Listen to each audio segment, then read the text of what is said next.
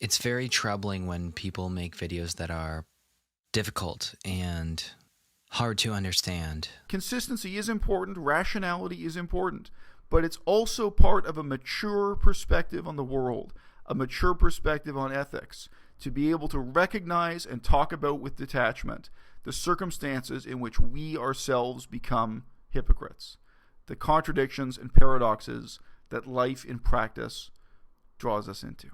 In the wild, that dog would kill and eat you. Wild dogs kill and eat human beings. You think having a piglet as a pet is cute? Not only, wild boars in the wild. You want to Google this right now? It'll disturb the hell out of you. Do a Google search for wild boar eating deer. In the wild, pigs kill and eat large mammals like deer. They are true omnivores. They will kill a deer and strip the flesh off it raw.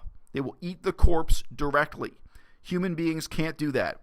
Human beings think of themselves as omnivores, but we're physically incapable of tearing apart and eating a corpse like a deer or even a pig or what have you off the ground. If you know people from the backwoods, they'll tell you in the old days when people would commit a murder, one of the easiest ways to cover it up, to destroy evidence, to make it harder for the police to investigate, was to take the human body and throw it into a pig pen. Domesticated pigs, in a few hours, would tear apart the corpse and eat the flesh off a human corpse. That's your cute, cuddly pig. What is it that makes it so cute and cuddly? Depriving it of the wilderness, depriving it of socialization with access to members of its own species. You think it's cute for a human being to hold a baby bottle and feed a piglet? I don't think that's cute. Where's that pig's mother? Right? Where's that pig's pack? Its social organization. A pig or a wolf grows up in a pack that socializes it to have the instincts and behaviors that it needs to survive, that it needs to compete within its own species, that it needs to ultimately kill members of other species, including human beings, because we are naturally the enemies of these other species in the wild, including pigs, including wild boars. If you encounter a wild boar or even a feral boar in the woods, it's terrifying, even if it's alone, let alone in a pack. And you want to take this animal and deprive it of its socialization, deprive it of its natural habitat, deprive it of its instincts, and ultimately deprive it of its sexuality, which is one of the most uncomfortable things to talk about, right? You think your dog is happy, the dog that sleeps on your couch. You think that dog, one, didn't want to know its own mother. Two, you think that dog didn't want to be a parent itself. The dog didn't want to be a father or a mother, depending on its gender. You think that dog doesn't want to have sexual relations within its own species, and to compete with other members of the species. How are you going to provide that? You can take away the wild from an animal. You can never give it back. You can cripple an animal mentally and physically so that it can't survive in the wild. But can you do the reverse? It's so strange to me that vegans themselves are so deeply conditioned by speciesism that they see these problems when it's a monkey or a lion, but they don't see it or they refuse to see it when it's a cat or a dog. And the excuse is, I love my dog, I love my cat. The hell you do. Okay? What does it mean to love a lion? It means you respect it enough to give it its autonomy and its independence and to live in the wild at least most of the time. Let's just kick this off with a hypothetical. You're vegan. You go to a vegan protest. You meet someone else who introduces themselves as vegan. You decide to go back to this guy's house. He owns a cat. You think, okay, that's normal. There are vegans who own cats. And you ask him, so tell me, do you buy cat food that's made out of dead animals? Do you buy, a tin can that has a chopped up cow, a chopped up lamb in it? What do you do with this cat? Do you try to feed the cat a vegan diet? He says, no. I also have pet rats. Oh, really? Okay, well, that's not so unusual these days. You meet vegans who keep rats as pets, but, what do you mean? And he says, here, let me show you. He takes you upstairs, and he has 2 rooms in his house. One is full of cages with his pet rats, and the other is for his cats to lie around in. He says, yeah, I raise the rats over here. Then every day I take a few of them, kill them, and feed them to my pet cats in the other room. I think you would be horrified. I think that anyone would be horrified. Not just vegans. I think a meat eater would find that psychologically disturbing, and I think the average vegan would find that ethically wrong. Why? Why is it that the same people who make excuses for buying a dead cow cut up and put into a little metal can to feed to a cat, which is completely unnatural? In the wild, a cat would never kill and eat a cow. That those same people think it's immoral for you as a vegan to kill a rat to feed to your cat, or to kill rats under any circumstances. I have an earlier video on this channel that I encourage you to go back and take a look at. That's called Vegans Kill Rats. A lot of people misunderstood the point of that video. I do not believe that killing rats is okay. I do not believe that vivisection on rats is okay. I'm morally opposed to all vivisection.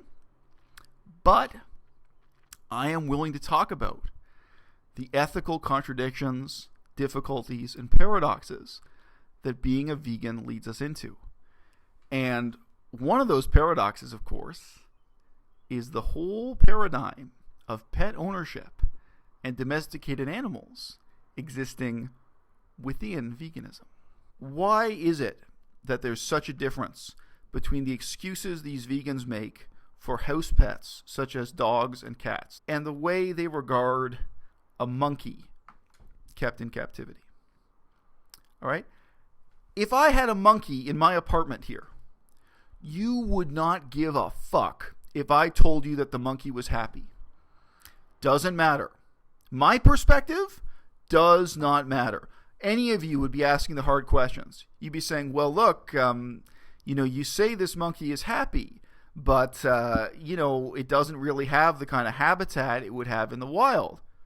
Oh, no, don't worry, it's happy. I can even show you photographs on Instagram. I can film him and put him on YouTube and show you how happy he is. Maybe I can even compare him to monkeys being kept in a cage, the conditions at the zoo or the conditions at the lab, and say, look, my monkey is really happy. I treat him better than some other monkeys. Maybe my next door neighbor has a monkey that's being kept in much worse conditions. I can compare him to that. The comparisons are irrelevant. People seem to recognize that this is creepy, this is immoral, this is wrong when it's a monkey on the couch, when it's a dolphin in that scientist's tank.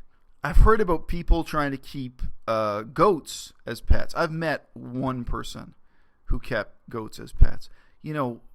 Goats in anything resembling the wild, the violent territorial instincts, the competitions between the males, rutting bucks, the males butting heads and so on.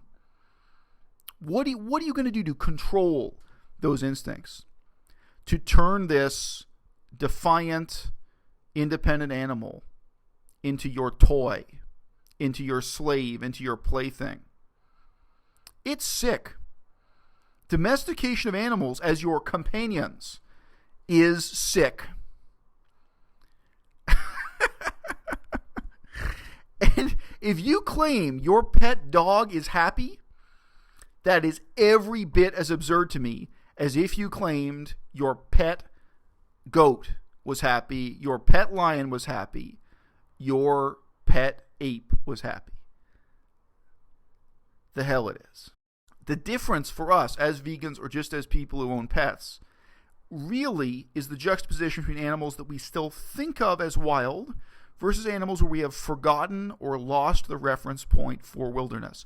As I say, I think pigs are an example, along with cats and dogs, where people, including vegans, have given into a speciesist mentality and thus justify a form of slavery without even thinking it through, because they do not, when they think of a pig, whether as a cute piglet or as a farm animal, they do not think of a wild boar. You're vegan, you own a dog. Is your dog spayed or neutered? Really think about what that means. If I owned a chimpanzee as a pet, would it be neutered? Would I take it and perform a medical operation on it to deprive it of its natural instincts and behaviors so that it could be a better companion? It's so easy for people to think that way, to question that way. When it's a monkey or a lion, they'd say, oh, well, this is immoral. Having a lion with its balls chopped off, a neutered lion, kept in a cage or kept in your living room just to amuse you.